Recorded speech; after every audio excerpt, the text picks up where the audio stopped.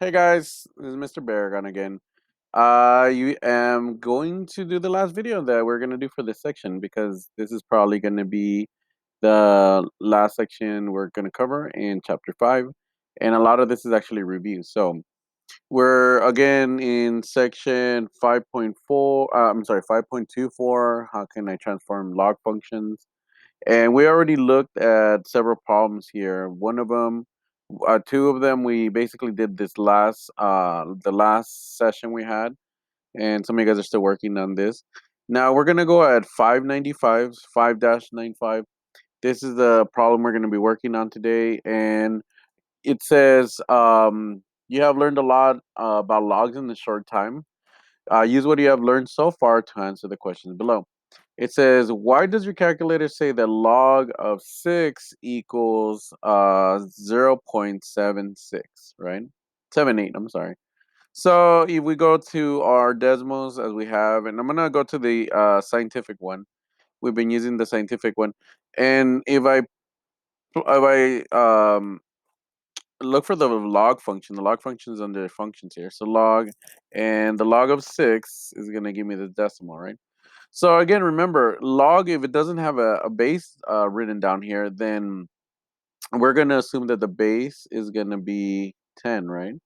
And this is, again, if you haven't done the previous problems, I would encourage you guys to go back to those and finish those first. So the base is 10 when we don't have the number written down here.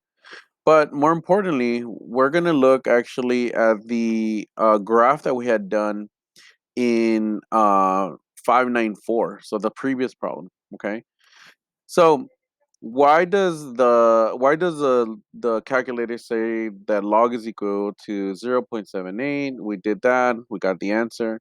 Well, it has to do with this again, right? Now remember, in the previous problem you already completed this graph, the ones with the orange, and normally this is the inverse, right? So this is the exponential function y equals 10 to the x.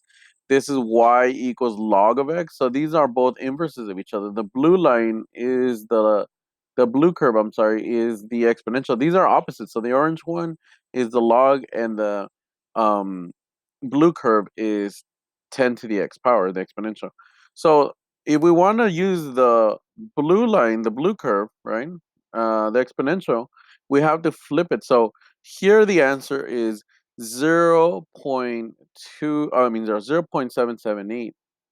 And the answer would be 6. So that means y is equal to 6 in this one. So let me sign out. So we're zoom out. I'm sorry.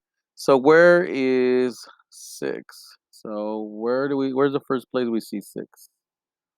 About, so they're estimating it here.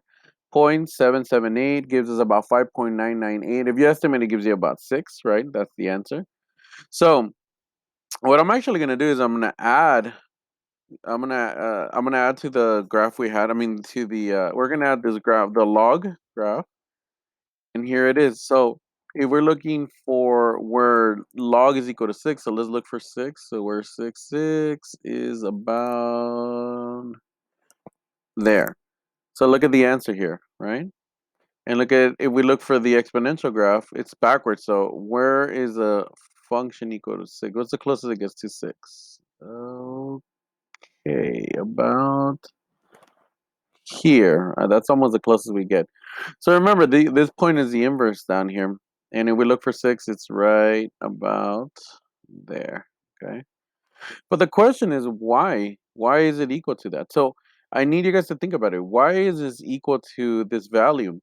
And this is justify why the log must have a value of less than 0 but greater than less than 1 but greater than 0. Okay. So in this problem, I need you guys to answer these questions, right?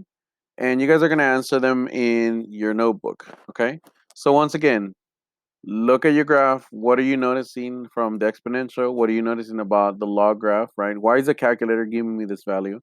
And your answer should be based on this, okay? You're going to use this for the last two problems that I'm also assigning. They're 597 and 598. We will talk about, you will use what we've done before to get those answers as well, okay? Thank you guys, and message me if you have any questions.